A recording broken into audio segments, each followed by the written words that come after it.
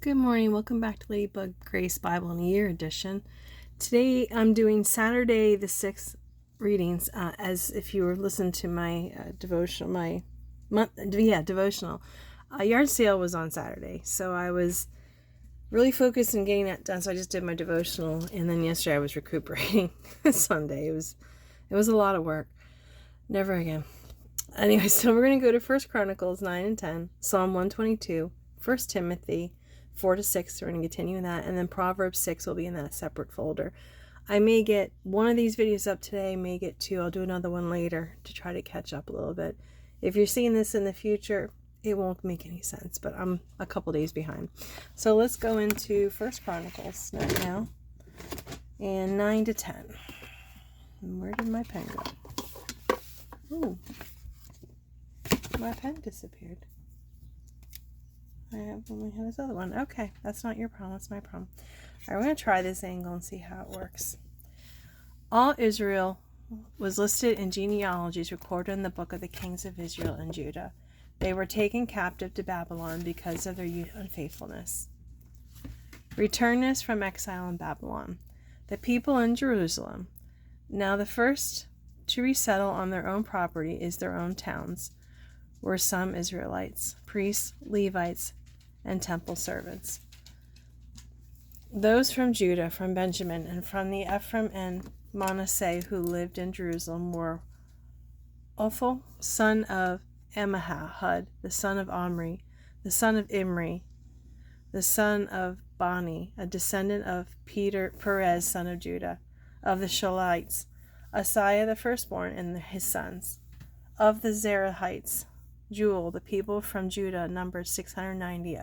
Of the Benjaminites, Salu, son of Meshullam, the son of Hodavi, the son of Hazanah, Ibniah, son of Jeroham, Eli, son of Uzi, the son of Mikri, the Meshullam, son of Shephatiah, the son of Reuel, the son of Ibnajah. The people from Benjamin, as listed in their genealogy, numbered 956. All these men were heads of their families. Of the priests, Jedediah, Jehoram, Jalkin, Azarah, son of Hilkiah, the son of Meshullam, the son of Zadok, the son of Merioth, the son of Ahitub, the officials in charge of the house of God. Adiah, son of Jeroham, the son of Pashur, the son of Malcham, Messiah, son of Adiel, the son of Jeharez, the son of Meshullam, the son of Meshulmiah, the son of Immer. The priests who were heads of families numbered 1,760. They were men responsible for ministering in the house of God. Of the Levites, Shemaiah, son of Hasha, the son of Azrikam, the sons of Hashabiah, a Merite, Bakhababar, Harash, Jalal, Matish, son of Micah, the son of Zari, the son of Ashaph, Obadiah, the son of Shemaiah, the son of Galal, the son of Jeduthus, and Berika, son of Azza, the son of Elkanah, who lived in the villages of the Netophites, the gatekeepers.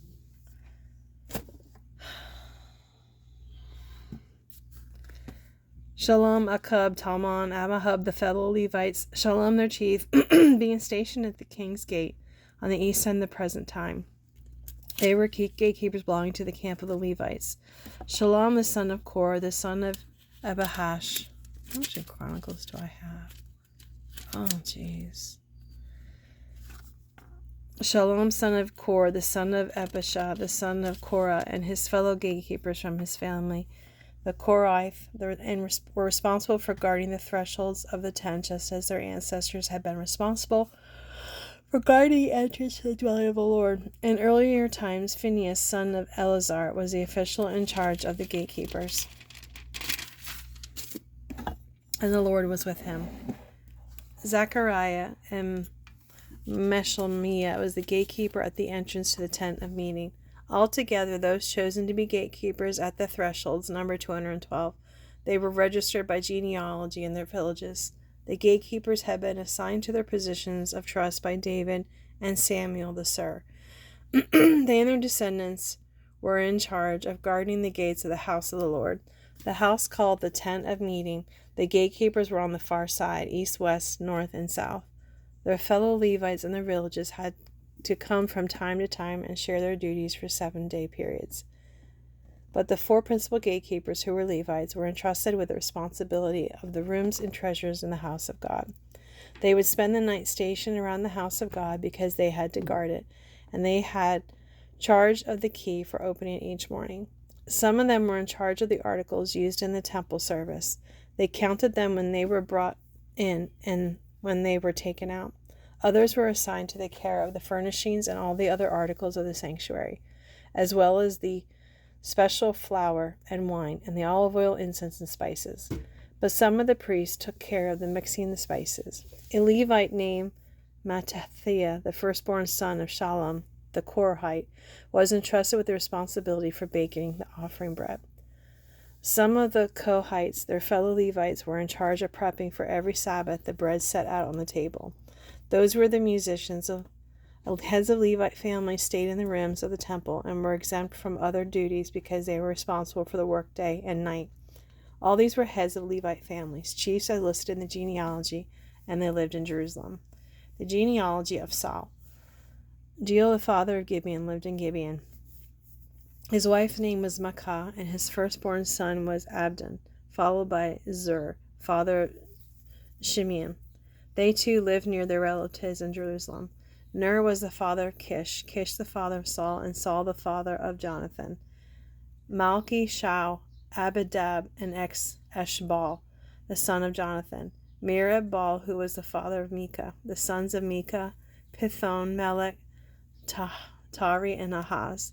Ahaz was the father of Jada. Jada was the father of Alameth, Azimeth, and Zimri. Zimri was the father of Mosa. Mosa was the father of Biniah. Raphaeli was the son, Elisha, and his son, and Aziel his son. Aziel had 6 sons, and these were their names: Azikam, Bokens, Ishmael, Shariah, Abadiah, and Hanan. These were the sons of Aziel. The reign of David. David became king over all Israel and captured the city of Jerusalem. God promises blessings to him and the nation, but David is not allowed to build the temple. Instead, he begins to make preparations for its construction. Although stumbling and falling occasionally, David walked step by step with God, sincerely wanting to be obedient.